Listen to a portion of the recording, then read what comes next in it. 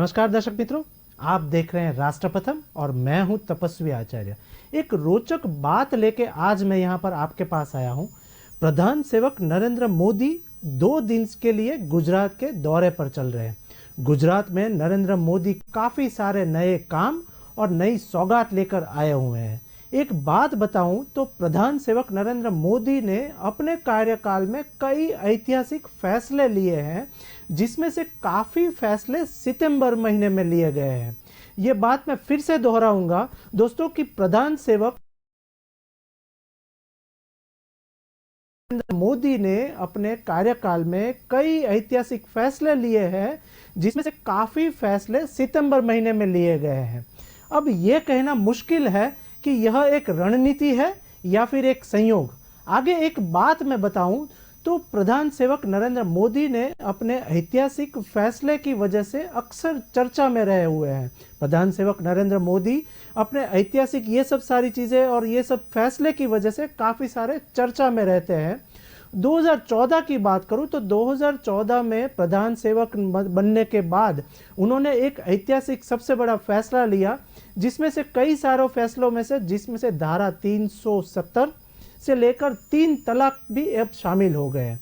लेकिन कभी अपने ऐसा गौर किया कि ये मोदी सरकार की ओर से ये सितंबर महीने में कई ऐतिहासिक फैसले ही लिए गए हैं। जैसे आज यानी कि 29 सितंबर को ही सर्जिकल स्ट्राइक हुई थी। जी हाँ दर्शक मित्रों, मैं फिर से बोलूँगा कि सर्जिकल स्ट्राइक की जो डेट थी वो भी 29 सितंबर थी। इसके अलावा कोई भी फैसला हो, वो फैसला आप मार्क करिएगा, मोदी सरकार ने जो फैसले लिए हो मैक्सिमम सितंबर महीने में लिए हुए। इसके अलावा मैं बात करूं तो जो फैसले मोदी सरकार ने सितंबर महीने में लिए हुए उसकी मैं बात करूं तो साथ ही में 2022 के सितंबर महीने में 2 बड़े ऐतिहासिक फैसले और लिए गए। वो फैसले लिए गए वो पहले कोई बार सितंबर महीने में ऐतिहासिक रहा है। क्या सितंबर महीना मोदी सरकार के लिए खास है? ये क्वेश्चन फिर से बोलूं तो क्या सितंबर महीना मोदी सरकार के लिए खास है? ऐसे आज मैं जो यहाँ पर बताने जा रहा हूँ, ऐसे में मैं आज जो आपको बताने जा रहा हूँ वो पीएम मोदी की सरकार ने सितंबर महीने में कौन कौन से ऐतिहासिक फैसले लिए हैं, इसके बारे में थोड़ी बहुत हम लोग चर्चा करेंगे। लेकिन सबसे पहले बात करें कर्तव्य पथ की। प्रधान सेवक नरेंद्र मोदी ने राजपथ का नाम बदला और साथ ही में हाल ही में बात करूं तो हाल ही में पीएम नरेंद्र मोदी के नेतृत्व वाली केंद्र सरकार ने 6 सितंबर को राजपथ का नाम कर्तव्य पथ करने का एक ऐतिहासिक फैसला लिया। सरकार ने ऐलान किया कि नेताजी सुभाष चंद्र बोस के स्टेच्यू के राष्ट्रपति भवन तक की सड़क को कर्तव्य पथ कहलाएगी। डिटेल कुछ ऐसी दी कि इसके बाद 8 सितंबर को 2022 को पीएम मोदी ने इंडिया गेट के सामने सेंट्रल विस्टा एवेन्यू का एक सबसे बड़ा उद्घाटन किया और राजपथ को कर्तव्य पथ के रूप में पहचान दी। आइए मैं सबसे पहले ये मौके पर उनका एक संबोधन हुआ था वो मैं सबसे पहले दिखाऊंगा और फिर आगे सितंबर महीने की बात करेंगे।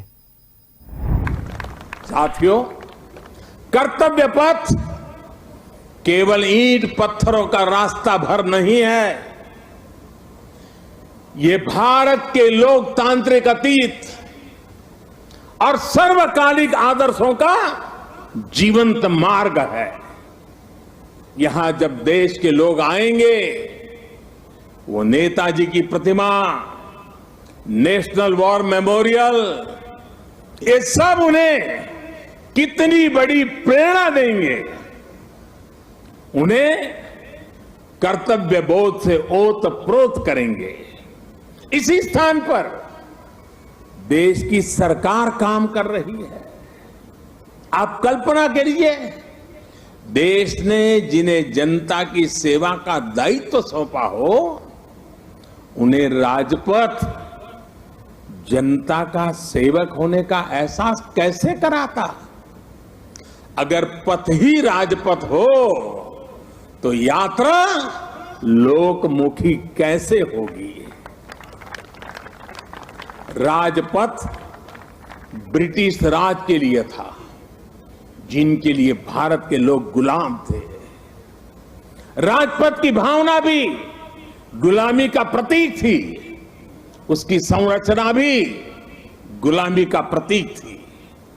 आज इसका आर्किटेक्चर भी बदला है और उसकी आत्मा भी बदली है। अब देश के सांसद, मंत्री, अधिकारी जब इस पथ से गुजरेंगे तो उन्हें कर्तव्य पथ से देश के प्रति कर्तव्यों का बोध होगा। उसके लिए नई ऊर्जा मिलेगी, प्रेरणा मिलेगी। नेशनल वॉर मेमोरियल से लेकर कर्तव्य पथ से होते हुए राष्ट्रपति भवन का ये पूरा क्षेत्र, उनमें नेशन फर्स्ट, राष्ट्र ही प्रथम, इस भावना का प्रवाह प्रतिपल संचारित होगा। अब बात करें मोदी सरकार के दूसरे फैसले की, तो दर्शक मित्रों, मोदी सरकार ने दूसरा जो अहम फैसला लिया वो सर्जिकल स्ट्राइक। अगर मोदी सरकार के एक ऐतिहासिक फैसलों की लिस्ट बनाई जाए तो इसमें सर्जिकल स्ट्राइक भी शामिल होते हैं। ये सर्जिकल स्ट्राइक भी उन्होंने 2016 में 29 सितंबर को की गई थी।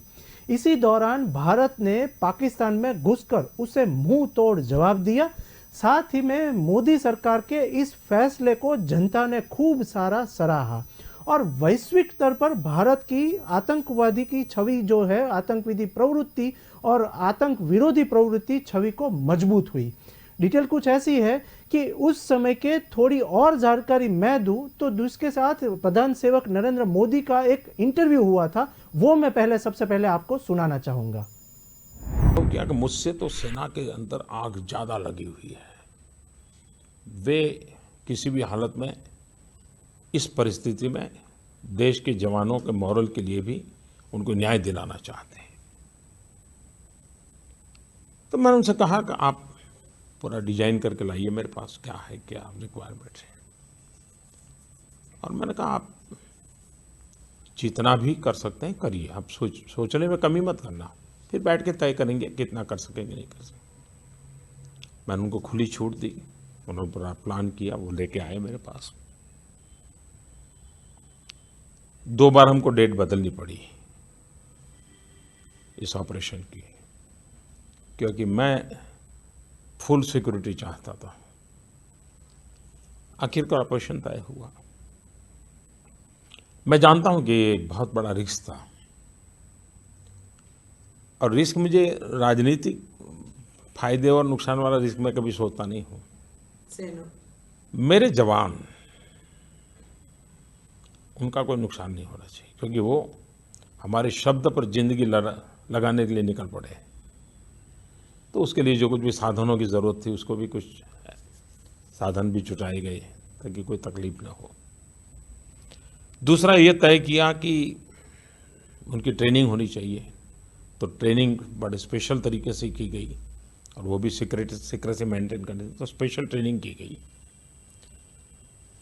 उसमें भूभाग, वहाँ की अड़चनें, उसको भी देखा गया। क्या क्या रुकावटें आ सकती, इमेजिनेशन करना, उसकी भी चिंता की गई। और मैं इन चीज़ों को, मेरे लिए बड़ा लर्निंग एक्सपीरियंस था, तो मैं भी उसको ज़रा बड़े चाव से समय दे करके देखता था कैसे कर रहे हैं, क्या कर रहे हैं, और मुझे भी एक सीखने को मिल रहा था। फिर हम जब बैठे तो हमने निर्णय किया कि भाई अब सो एंड सो डेट हम करेंगे। कौन कहाँ रहेगा उसका मेन टीम के लोग, वो भी तय किया और तय ये किया कि सूर्योदय के पहले हमारे लोग वापस आ जाने चाहिए। और मैंने स्पष्ट आदेश दिया था कि सफलता मिले या विफलता, उसकी चिंता छोड़ देना, लेकिन सूर्योदय के पहले वापस आना है। हम इस मोह में पड़ जाएं और फिर लंबा खींच ले, ऐसा नहीं। दर्शक मित्रों, अब एक सबसे बड़ा तीसरा फैसला क्या था, वो तीसरा फैसला ये बात करें तो तीसरा मोदी सरकार का फैसला था 3 तलाक। सर्जिकल स्ट्राइक के बाद साल 2018 में सितंबर के महीने में एक और ऐतिहासिक फैसला लिया गया। दरअसल 19 सितंबर 2018 को केंद्र के इस फैसले के कारण मुस्लिम महिलाओं को 3 बार तलाक कहकर उनसे संबंध को खत्म करने की प्रथा को गैर कानूनी करार दिया गया और साथ ही में 19 सितंबर को इसका लागू भी करवाया गया। इस फैसले में महिलाओं को इस तरह तलाक देने के वालों के लिए 3 साल की सज़ा और 3 साल की सज़ा का प्रावधान भी तय किया गया। ये फैसले जब लिया गया तो लोगों ने क्या प्रतिक्रिया दी, उसका एक सबसे अच्छा वीडियो मेरे पास है, वो देखेंगे और जानेंगे किस तरीके से ये फैसला हुआ।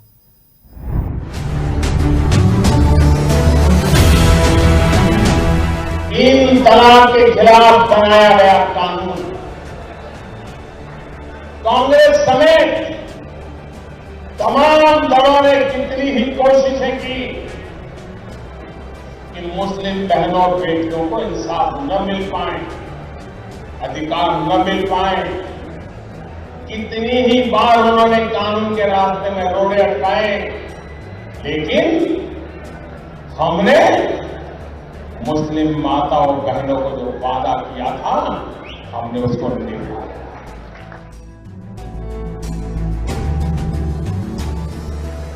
हमारे संकल्प और उनकी सिद्धि ही हमारे संस्कार। प्राइम मिनिस्टर मोदी जी ने जो हमारे हक में फैसला किया है, मुस्लिम बहनों के हक में, वो बहुत ही अच्छा किया है। हम उससे बहुत सहमत हैं और बहुत खुश हैं। जो हर वक्त तलाक के डर में रहते थे, अब वो हमारा डर उतर चुका है। अब जो ना हम बहुत खुश हैं और हम मोदी जी को बहुत ज़्यादा बधाई देना चाहते हैं और शुभकामनाएं देना चाहते हैं। जैसे एक बाप है ना अपनी बेटी को समझता है ना, इसी तरीके से नरेंद्र मोदी जी ने हमें अपनी एक बेटी की तरह ही समझाए। तभी तो उन्होंने हमारी अंदर की फीलिंग को जाना है, पहचाना है, तभी तो उन्होंने हमें इतना सपोर्ट किया है। मैं बहुत बहुत शुक्रिया अदा करना चाहती हूँ नरेंद्र मोदी जी का, जो इन्होंने हमारे बारे में सोचा। सुप्रीम कोर्ट ने कहा था कि ट्रिपल तलाक समाप्त करो, लेकिन किसी में हिम्मत नहीं हो रही थी। हमारी बहनों को कोई कह दे तलाक तलाक तलाक और तलाकशुदा हो जाए। मोदी जी ने फैसला लिया और कानून बना करके ट्रिपल तलाक हमारी मुस्लिम बहनों को उससे आजाद कर दिया।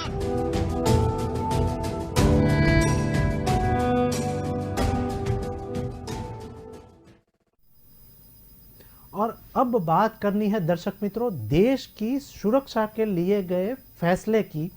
तो PFI पर बैन, नरेंद्र मोदी सरकार ने फिर से एक बहुत ही ऐतिहासिक फैसला लिया, वो था PFI पर बैन। बुधवार को यानी 28 सितंबर 2022 को ही मोदी सरकार ने पॉपुलर फ्रंट ऑफ इंडिया यानी कि PFI और उसके सहयोगियों को गैर कानूनी घोषित कर दिया। केंद्र ने इन सभी पर 5 साल के लिए बैन लगा दिया और इस फैसले को मोदी सरकार की ऐतिहासिक फैसलों में शामिल किया जा रहा है। बता दें कि केंद्र सरकार लगातार PFI पर कार्यवाही कर रही थी और इस पर बैन लगा दिया गया। PFI बैन लगाने के ऊपर बीजेपी के एक वरिष्ठ नेता और एक जनरल सेक्रेटरी अरुण सिंह क्या बोल रहे हैं, वो एक मैं वीडियो दिखाना चाहूंगा आपको। जरूरी है कि देश को एक रखने के लिए, अखंड रखने के लिए इस पे बैन होना चाहिए। सिद्धरामैया की सरकार थी, उस समय भी 23 से अधिक हिंदुओं की हत्या हुई थी। राजस्थान में भी जिस प्रकार से कई जिलों में, करौली में, जोधपुर में, कई जिलों में, उदयपुर में, कई जिलों में वहां पे दंगा हुआ। उसी समय हम कहते कि PFI का उस पर हाथ है, सोची समझी षड्यंत्र के रूप में हाथ था। यहाँ तक कि जब यहाँ पे भी सरकार थी हमारी, इनकी सिद्धरामैया की सरकार थी, उस समय भी 23 से अधिक हिंदुओं की हत्या हुई थी, प्लान्ड वे में हत्या हुई थी।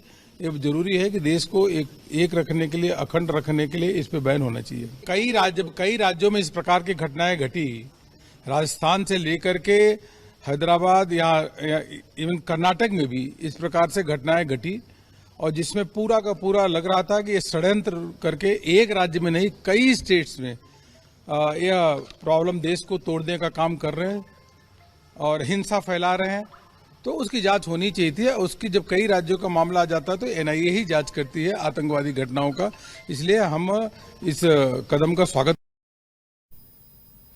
दर्शक मित्रों, अब 5वां ऐतिहासिक फैसला सितंबर महीने का बोलूं तो देश को रोग मुक्त करने के आशय से ही एक बहुत ही बड़ा इनोवेटिव फैसला लिया गया, और वो भी मोदी सरकार के द्वारा। अंतर्राष्ट्रीय योग दिवस 27 सितंबर 2014 को प्रधानमंत्री नरेंद्र मोदी ने अंतर्राष्ट्रीय योग दिवस मनाने की एक बात की थी और वो भी संयुक्त राष्ट्र में बात कही थी।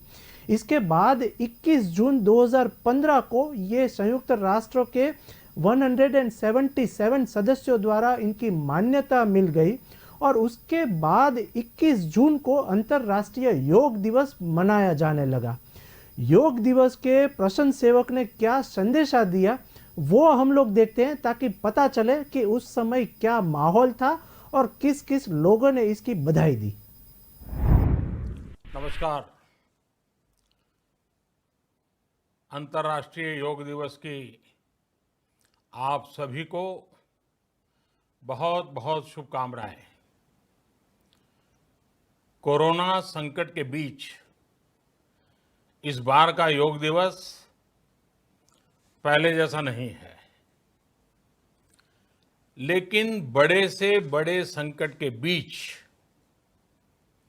नया रास्ता बनाना यही तो मनुष्य का स्वभाव है। रुकने थकने का तो सवाल ही पैदा नहीं होता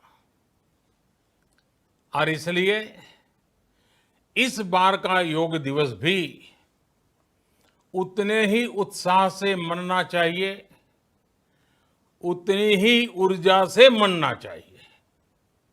हाँ, आप जरूरी दिशा निर्देश का पालन करते हुए योग दिवस मनाएं। इसलिए इस वर्ष अंतर्राष्ट्रीय योग दिवस की theme yoga at home and yoga with family, ये बहुत जानबूझकर के विषय तय किया गया है। घर पर योग, परिवार के साथ मिलकर के योग। आज की परिस्थिति में आपको निरोग रहना बहुत आवश्यक है और उसमें योग प्राणायाम जरूर मदद करेगा। अपनी इम्यूनिटी के लिए योग करिए, अपनी एनर्जी बढ़ाने के लिए योग करिए,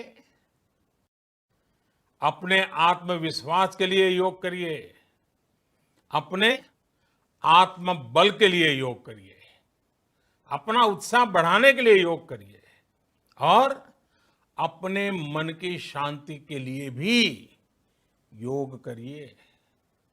साथियों, बीते 5 वर्षों पूरा विश्व योग से जुड़ा है। योग ने पूरे विश्व को जोड़ा है। अब इस अंतर्राष्ट्रीय योग दिवस को हमें अपने परिवार के स्वास्थ्य के लिए पूरी तरह समर्पित करना है। हम खुद योग करें और दूसरों को भी प्रेरित करें ताकि हमारा परिवार और हमारा समाज स्वस्थ रहे। हम सभी ये जानते हैं कि अभी तक दुनिया में कहीं पर भी कोविड-19 कोरोना वायरस की वैक्सीन नहीं बन सकी है। इसलिए इस समय स्ट्रांग इम्यूनिटी ही हमारे लिए, हमारे परिवार के लिए बहुत बड़ा सुरक्षा कवच है। यही हमारा बॉडीगार्ड है। इस सुरक्षा कवच को बनाने में योग हमारा बहुत विश्वसनीय साथी है। मैंने हाल के दिनों में लोगों को योग से जुड़े अपने वीडियो पोस्ट करते देखा है। कई लोग 21 जून को कैसे घर में योग दिवस मनाएंगे, इसे लेकर भी बहुत कुछ लिख रहे हैं, वीडियो भी पोस्ट कर रहे हैं। इस वैश्विक महामारी के बीच ये बहुत सकारात्मक संकेत है। मुश्किलों में मुस्कुराना, संकट के समय में संयम, ये भी तो हम योग से ही सीखते हैं। आप योग करें, खूब योग करें, स्वस्थ रहें, शांत रहें, प्रसन्न रहें। एक बार फिर आपको योग दिवस की बहुत बहुत बधाई, बहुत बहुत शुभकामनाएं। धन्यवाद। तो दर्शक मित्रों, सर्जिकल स्ट्राइक हो, पीएफआई बैन हो या फिर 3 तलाक का ऐतिहासिक फैसला, ये सभी फैसले जो लिए गए वो सितंबर महीने में लिए गए और वो भी नरेंद्र मोदी के नेतृत्व में लिए गए। इसीलिए कहा जा सकता है कि प्रधान सेवक नरेंद्र मोदी और उनकी सरकार ने सितंबर में कई ऐतिहासिक फैसले किए। हालांकि अब ये कहना मुश्किल है कि यह कोई खास प्लानिंग के तहत लिया गया है या फिर एक सिर्फ संयोग माना जाता है। ऐसी ही कुछ नई रोचक बातों के साथ और कुछ नई बात के साथ फिर से मिलेंगे। नमस्कार।